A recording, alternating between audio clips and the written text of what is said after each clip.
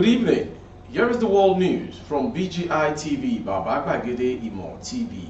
I am Morire Rebila Lawal. First are the major headlines for the world news. We can't guarantee your safety in Kanu. Ganduje tells Buhari over refusal of new Naira notes. Nigeria lost 4.2 trillion Naira to 2022 flood, minister claims. They blocked from meeting Buhari for 4 years, autumn. Sacked Governor Adeleke write letter to Øtic, tables fresh request. Adeleke, fresh protest rocks Osun over tribunal judgments. Conflict in Cameroon, Akintoye applauds Canadians' government's intervention. Thugs attack Jandor'S convoy, injure 3. DPO slums dies in Jigawa State. And to foreign story, Biden names former COVID aide as new White House Chief of Staff. Finally on sports, Sadiq steps up recovery from injury. Now the news in detail. Governor Abdullahi Ganduje has asked President Muhammadu Buhari to postpone his visit to Kano State, where his safety can no longer be guaranteed, over his adamant refusal to extend the January 31st deadline for submitting old notes. Deeply concerned with the hardship caused by the limited time given for altering the use of old Naira notes by the Central Bank of Nigeria, CBN, and for security reasons, Kano State Governor Abdullahi Umar Ganduje reveals that the state resolved and wrote to presidency that the visit of the president to commission some project to be postponed. A statement by the governor's media aide, Abba Anwar, disclosed. The president was expected to pay Kano State an official visit between January 30th and 31st. The statement is coming days after youth staged a protest in Katsina and pelted crowds and cars of government officials with stones to express their anger against Mr. Buhari, who commissioned some projects in the states. The Kano State government's statement noted that obtaining the new Naira note is causing great hardship for many state residents, particularly those in rural areas, and implied citizens may act out of character. To the next story. Nigeria lost 4.2 trillion Naira due to the 2022 flood which ravaged various parts of the country. The flood in various parts of Nigeria led to an estimated economic loss of $9.12 billion as at Friday's official exchange of 460 Naira to $1, the federal government announced on Friday. The federal government disclosed this on Friday during a post-disaster assessment report on the 2022 flooding by the Ministry of Humanitarian Affairs, Disaster Management and Social Development. The minister, Ajia Sadiq Thùg, said the impact of last year's flood is unimaginable. This analysis estimates that the total damages, based on currently reported figures as of 25th November 2022, are in the range of $3.8 billion to $9.12 billion, with the best median estimate of $6.68 billion. And to the next story. Benue State's Governor Samuel Ortom said he had not seen President Muhammadu Buhari for 4 years as he had been blocked from gaining audience. Governor Ortom made the revelation in an interview with Vanguard, which you can read as the information states. Asked if it was not too much fighting the federal government and is Ortom party's presidential candidate in an election year, he said there was no need for fear and no dilemma. There is nothing like having fear about winning an election or not winning an election. It does not really come in. I am doing the wish of my people. Whatever you hear me speak, and I have challenged them, I have consulted with them, and I told them, if I am not doing your wish, draw my attention, I will go back. This matter security that I have been branded as a bad man by the presidency. If my people tell me that, Ortom, this is too much, please withdraw, I will go back and apologize to the president. I have not seen the president for 4 years. They have blocked me, and I said, fine, let me stay and do my work because I was not elected by presidency. I have been denied a lot of things that would have come to Benue State. Nothing comes here. Those people who are against me and are working for APC, it is their shame because I expected that. They didn't want me to have an access to the president. Moving on to Osun State. Osun State Governor Ademola Adeleke has asked the Independent National Electoral Commission (INEC) not to issue a certificate of return to Gboyega Oyetola. Nigerian News report that Adeleke made the request following a judgment by the Election Tribunal. Recall that the Osun State Election Petition Tribunal chaired and on Friday sacked the Osun governor. The ruling was given by a three-man panel led by Justice Taase Kume. The majority judgment of 2 judges against 1 ordered that the certificate of return should be withdrawn from Adeleke and issued to Adegboyega Oyetola. The majority judgment, which was read by the chairman, Justice Taase Kume, said Oyetola scored a majority lawful vote of 314,921 against Adeleke's 290,266. But in a letter to the electoral umpire chairman, Professor Mahmoud Yakubu, Adeleke urged INEC to issue the certificate of return to Oyetola pending the outcome of his appeal.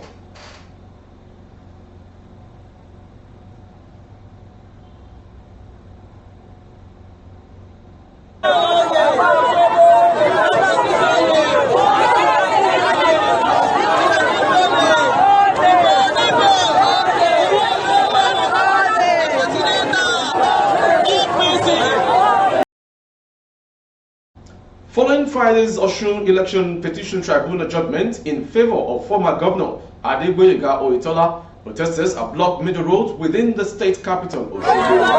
Information report that protesting residents of the state have blocked the easy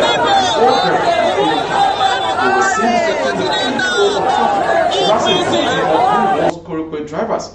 Commercial motorcyclists were not spared as well. The development caused many commuters to be stranded, just as many business owners who own shops around the axis did not open for business transactions. However, the protest did not spread to residential areas as daily activities went on as usual without disturbances. The protest also spread to towns like Ikirun, Ilesha, Ilobu, Iwo, Ile-Ife, and other towns where residents annoyed with the tribunal judgment also trooped out en masse to protest. Meanwhile, the Osun All Progressive Congress APC, expressing concern, have urged the Inspector General of Police, Alkali Usman Baba, to intervene and put a stop to threats to lives and properties rocking Osun. A short video to complete the story. I believe the judgment is well deserved. I really actually won that election. I thank the people that stood by us throughout the period for their courage and loyalty. Because there was a lot of intimidation, harassment here and there. I thank them. Again, I'm happy that this has come. It has led to rest the controversy as to who actually won the election. I thank millions of supporters and party members. I thank the judiciary for living up to expectation. I thank the security agencies for ensuring this true and conducive atmosphere for judges to work. I want to charge our members to get prepared for the set of elections that are coming up in February and March, particularly the presidential election of Asiwaju Bola Ahmed Tinubu and all other candidates of APC. You are watching the World News from BGI TV. Next to come, the chairman Ilana Odua Worldwide IOWW and head Yoruba Self-Determination Movement YSDM Professor Banji Akintoye has commended government of Canada for its intervention on the raging conflict in Cameroon. Professor Akintoye said Canada government demonstrated huge sense of humility with the plan of bringing all the factions in the region conflict and the government of the Republic of Cameroon to the negotiating table towards a peaceful end to the horrific violence that continues to impact millions of helpless citizens that are trapped in this theater of a needless war in Africa. The applaud was contained in a statement made available to newsmen on Saturday in Ibadan, the Oyo State capital. According to the statement signed by Professor Akintoye, stated that I wish to commend the bold and visionary initiative of the Government of Canada, as recently announced by the Canadian Minister of Foreign Affairs, to bring all the factions in the raging conflict and the government of the Republic of Cameroon to the negotiating table towards a peaceful end to the horrific violence that continues to impact millions of helpless citizens that are trapped in this theater of a needless war in Africa. This proposed courageous intervention of Canada in Cameroon to halt the humanitarian disaster in a peaceful faction represents a much-needed paradigm shift that would prevent predatory states from continuing and annihilate helpless victims in Africa. The victims are often constituent minority nations who are forced to resist oppression that often border on existential threats.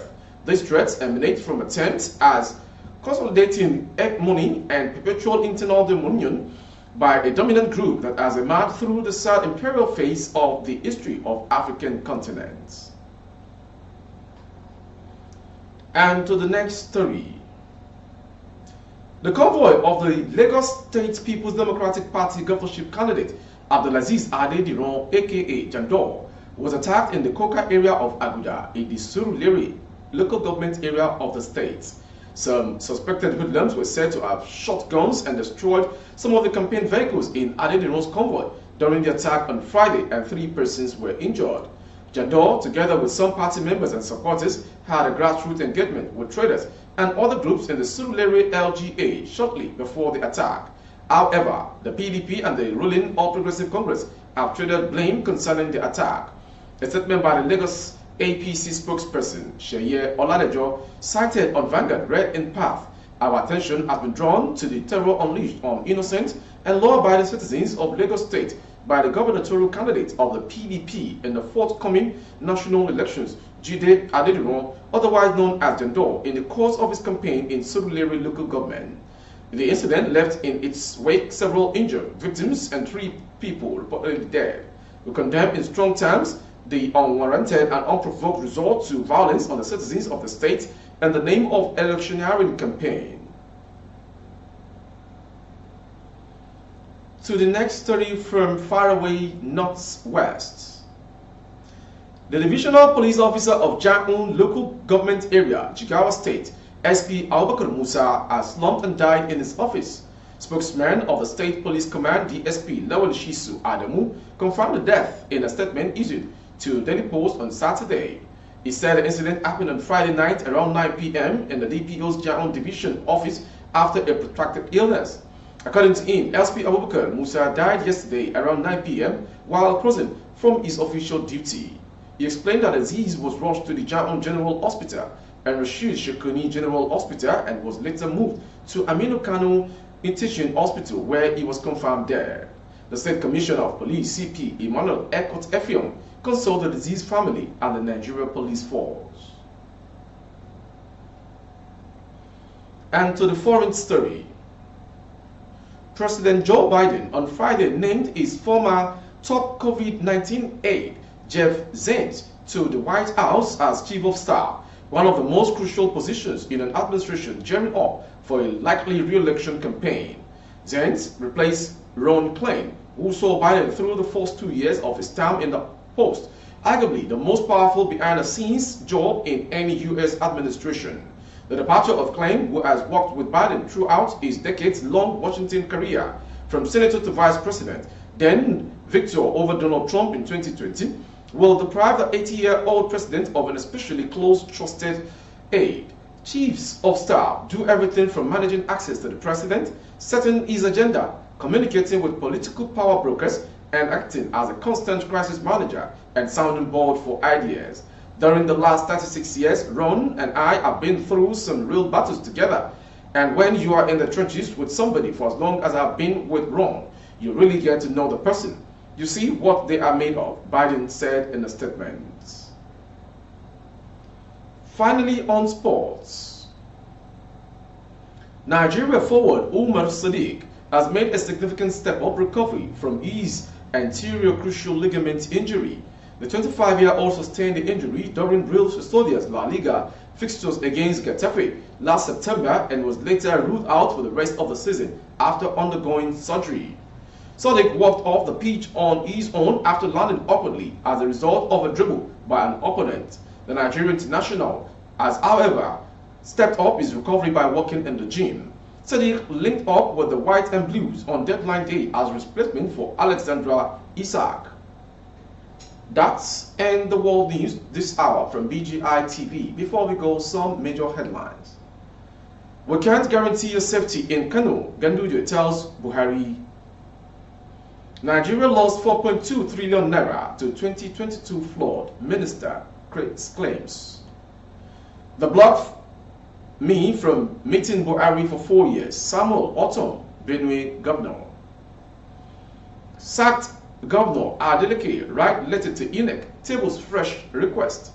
Finally on sports. Sadiq step up recovery from injury. For more updates on YouTube, our handle is Gbàgede Ìmọ̀ TV. Kindly subscribe and click on the notification bell. Select option all to access our broadcast. On Facebook, Gbàgede Ìmọ̀ with Alawiye Adebayo. Please like and follow the page. On Instagram, Gbàgede Ìmọ̀ _22. For other placement of goods and services, coverage of events and functions, please dial the phone number streaming on the screen. For advert placements only. Thank you for watching. I am Morire Rebila Lawa. Good evening.